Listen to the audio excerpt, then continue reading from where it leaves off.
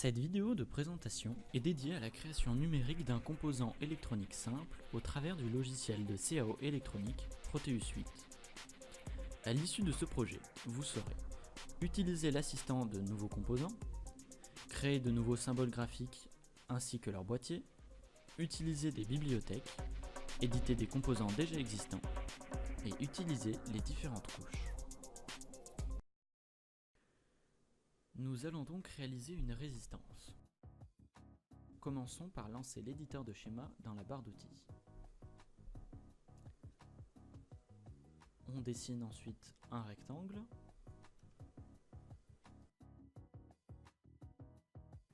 Suivi des broches dans le menu Pin appelé Short, que l'on va donc positionner aux extrémités. On effectue leur rotation avec les touches plus et moins, suivi d'un clic droit sur chacune d'entre elles afin de leur associer un nom, un numéro et de décocher la case voir numéro.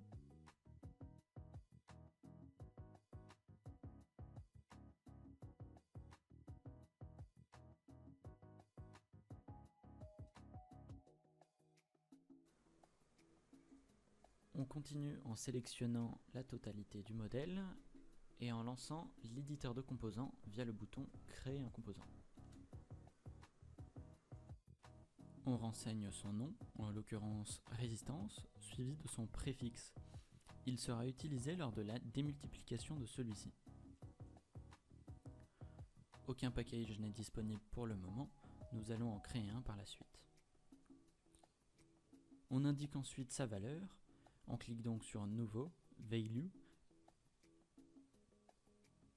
et on lui associe 5K pour 5 kΩ.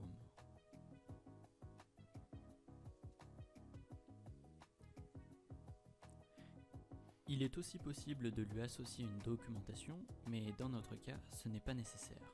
On l'associe ensuite à une catégorie, dans notre cas Resistor pour résistance. Il est possible de l'associer à une sous-catégorie, mais ce n'est pas obligatoire. Et à un fabricant, on pourrait par exemple y mettre Multipower. On renseigne ensuite sa bibliothèque. C'est l'emplacement où il sera enregistré. En l'occurrence, pour nous, ce sera User DVC pour User Device. Le composant est donc désormais créé. On peut donc se rendre dans l'onglet Device et placer le composant résistance autant de fois qu'on le souhaite. Le symbole graphique étant terminé, on peut passer à l'éditeur de circuit afin de concevoir son boîtier avec son empreinte. On remarque donc dans l'onglet composant que le composant résistance n'a pas de package. Nous allons donc le créer. Pour cela, on commence donc par un rectangle, suivi de ses broches. On réalise ici seulement la sérigraphie du composant, qui nous permettra de le reconnaître au moment du routage et de le différencier. On continue ensuite avec ces pastilles. Elles représentent les zones où le composant sera soudé. Leurs dimensions dépendent des caractéristiques techniques du composant et sont le plus souvent données par le constructeur. On vérifie ensuite leur écartement avec l'outil Distance. Subséquemment, on nomme les pins en réalisant un clic droit, puis en éditant leurs propriétés.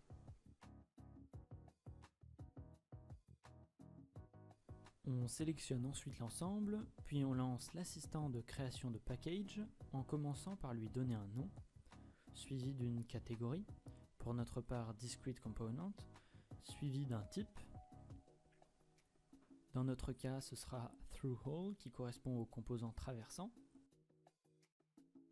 Et on le sauvegarde ensuite dans la bibliothèque User Package. A posteriori, on se rend donc dans la catégorie composant et en plaçant notre résistance, on va donc pouvoir sélectionner le package auquel l'associer. On tape donc résistance dans les mots-clés et on remarquera que notre résistance apparaît dans la bibliothèque, nous permettant de la placer sur le routage. On retourne donc dans l'éditeur de schéma et on ouvre l'outil de packaging afin d'associer définitivement notre empreinte à notre schéma.